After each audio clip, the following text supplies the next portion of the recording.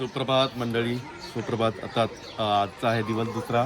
आता वाजले सकाळचे 7 आणि काल रात्री आम्ही थोडं थकून आलो, त्याच्यामुळे रात्रीचा शूट घ्यायला जमला नाही. आता आहे दिवस दुसरा आणि आत्ता आपण आलेलो आहोत श्री क्षेत्र नेवासा देवगड, जे दत्तांचं मंदिर आहे तिकडे आपण आता दर्शन घ्यायला चाललो आहे थोड्या वेळामध्ये. आत्ता आपला हा परतीचा प्रवास चालू झालेला आहे. इथून आपण जाणार आहोत वणीला सप्तशृंगी देवीचं दर्शन घ्यायला. तिथून आपण असा आपला प्लॅन आहे की आपण जाणार आहोत स्वामींचं मठ आहे ऑन द वे त्र्यंबकेश्वरच्या अगोदर, आणि मग त्र्यंबकेश्वरला आपण जाणार आहोत आणि मग तिथून शेवटी आपण आपल्या सफळ्याच्या घरी जाणार आहोत. तर बघूया कसं काय आपल्याला वेळ मिळतो आणि रस्त्यामध्ये अजून काही शूट करता येतं का. आणि इतकं सुंदर वातावरण आहे, इतकं शांत वातावरण आहे. आम्ही आमच्या कॅमेरामॅनला सांगेल की जरा असं पूर्ण अजूनही दाखवा वातावरण. खूप छान वाटतं, अगदी मन प्रसन्न करणारं वातावरण आहे. आणि या ठिकाणी मला वाटतं शाळेतल्या मुलांची सहल पण आलेली आहे. शाळेतली मुलं पण तिथे दर्शनाला गेलेली आहेत. आता आम्ही पण सगळे दर्शन घ्यायला चाललो आहे.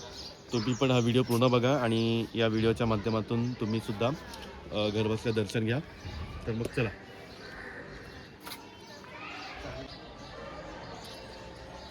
इतकी थंडी आहे, तुम्ही बघा. कुत्र्याचे लहान पिल्लू सुद्धा शेकोटीसाठी बसले.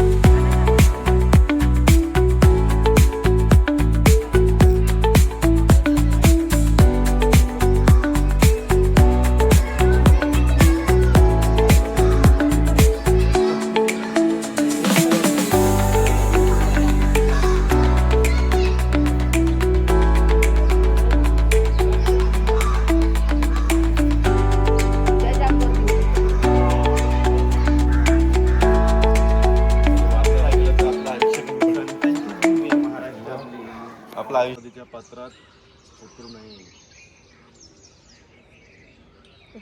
प्रवरा नदीच्या तीरावर काठावर हे बसलेलं असं सुंदर असं विस्तीर्ण श्री क्षेत्र दत्तगुरूंचं मंदिर आहे, जे आपण नेवासा देवगड या ठिकाणी आहोत. आणि आतमध्ये मंदिरामध्ये व्हिडिओ शूटिंग अलाउड नसल्यामुळे आम्हाला ती शूट घेता आलं नाही, पण जितकं तुम्हाला शक्य होईल तितकं दाखवण्याचा प्रयत्न करतो. तर हे बघा, हे पूर्ण त्यांचा परिसर आहे, फार सुंदर. आणि माझ्या पाठीमागे तुम्हाला पक्ष्यांचा आवाजसुद्धा येत असेल. कसं वाटतं आई? एकदम शांत वाटतं ना.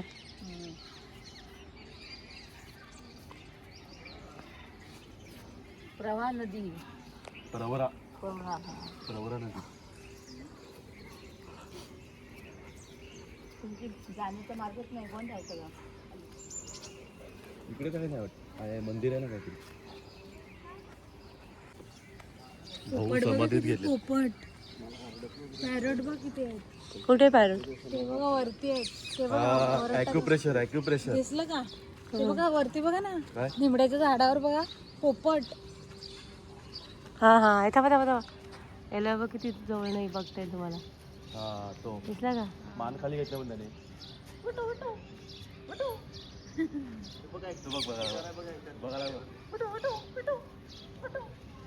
बघा